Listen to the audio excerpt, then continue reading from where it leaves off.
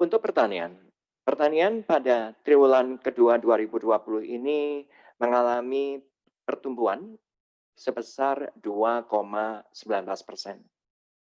Salah satu yang menyebabkan pertanian ini tumbuh positif, yang pertama adalah pada tanaman pangan.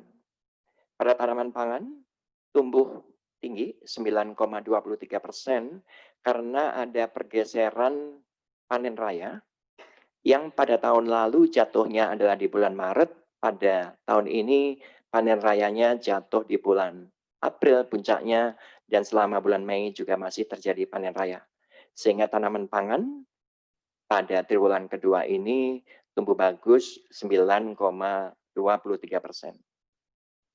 Tanaman hortikultura juga masih tumbuh 0,86%, tipis. Salah satu penyebabnya karena meningkatnya berbagai produk buah-buahan, sayuran, dan juga tanaman obat aromatik dan rempah-rempah.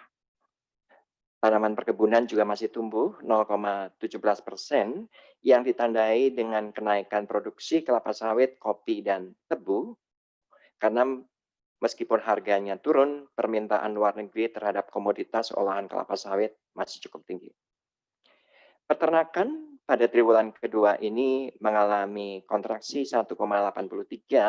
Salah satu penyebabnya karena adanya permintaan produk peternakan karena banyaknya restoran yang tutup, banyak hotel dan tutup, dan sebagainya.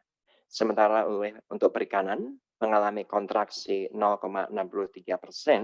Ini lebih disebabkan karena penurunan dari produksi ikan budidaya sebesar 15%, tetapi kalau kita lihat dari subsektor penangkapan itu masih tumbuh 1,2%. Kehutanan dan penebangan kayu masih tumbuh 2,23%. Jadi secara keseluruhan pertumbuhan yang positif dari pertanian ini bagus dan mengurangi laju kontraksi yang terjadi selama triwulan kedua tahun 2020.